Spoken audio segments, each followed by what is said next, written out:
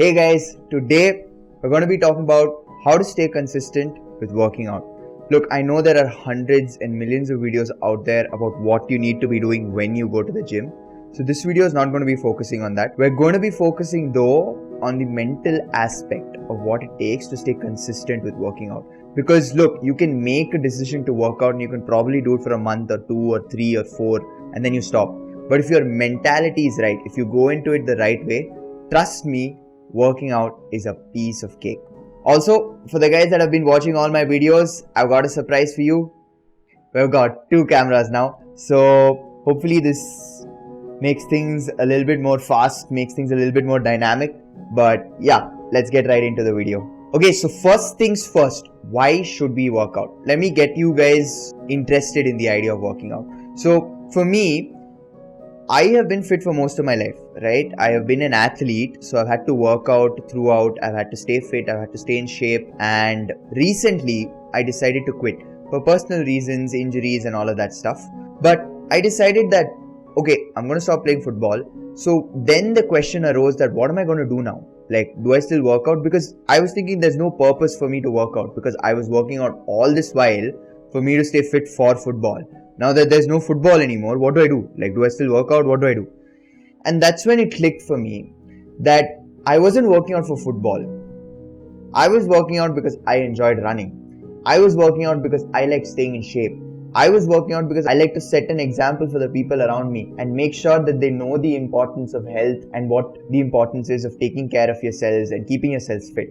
So for me, once I figured that out, again, working out just became a piece of cake like it was when I used to play football. And I've been consistently doing so for a year or so now. So I can say without any doubt that I've got it figured out, at least the workout part of it. That being said, there are a lot of other solid reasons for working out. And I think one of the very big reasons for me to be working out too is measurable progress.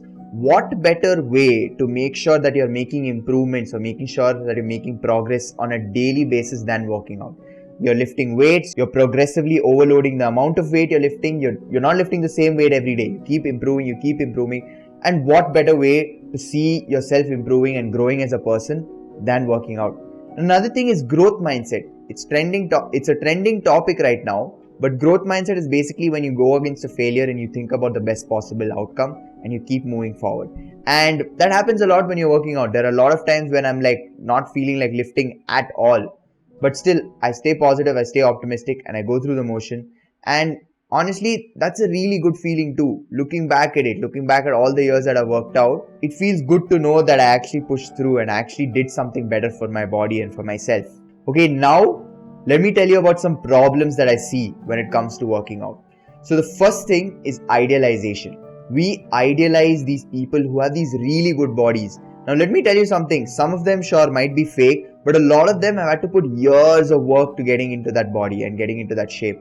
And we expect it to come in like 1 year, 6 months, 7 months. It's not possible. And secondly, that's setting a bar. Think about it. If I aim to become like this person's body, and what if I can become better than that?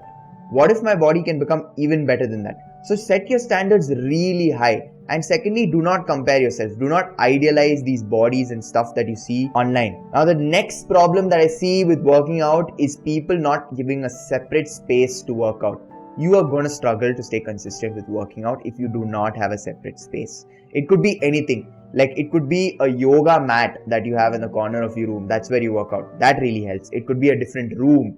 And the best case scenario is a gym. If you go to the gym, when you're lifting, when you're working out with people that have the same mindset as you and are running towards the same or trying to do the same thing as you, which is keeping themselves healthy and fit, you will automatically feel motivated to work out and working out will be easy. So make sure you have a separate space for working out. Okay, the next problem is gym anxiety. Now this I had a long time ago, but let me tell you something about it. So my sister recently, when I was speaking about working out and going to the gym and stuff with her on the call, she was like, no, Dhruv, I need somebody to go with me. You don't know what it's like. You've always been healthy. You've always been fit. You don't know what it's like. Let me tell you something. I started going to the gym when I was 12 years old. And I was this skinny, tiny kid. And I'm not telling it to you to flex or anything. But the point is, I felt very uncomfortable going to the gym when I was that young. Because there are these buff dudes and there are these big people. And I would just feel like one tiny, puny kids. And my God, I would wear some Joker clothes and go.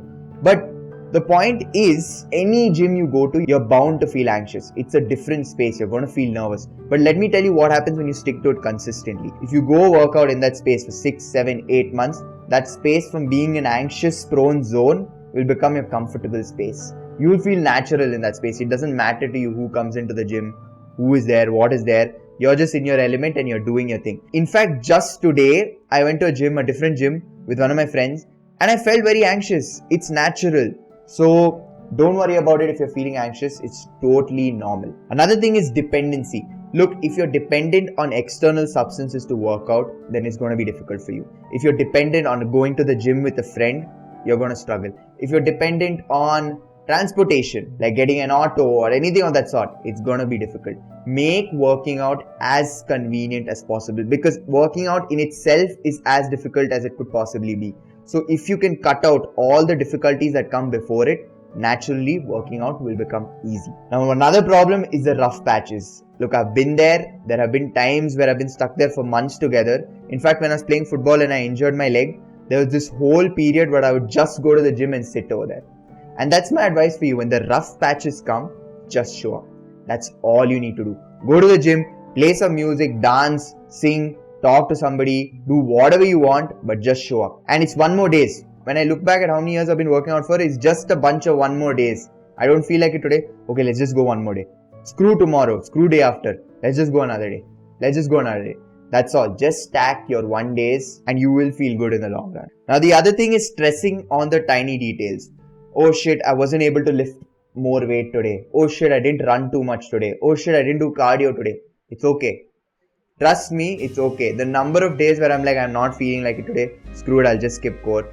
Fine, done.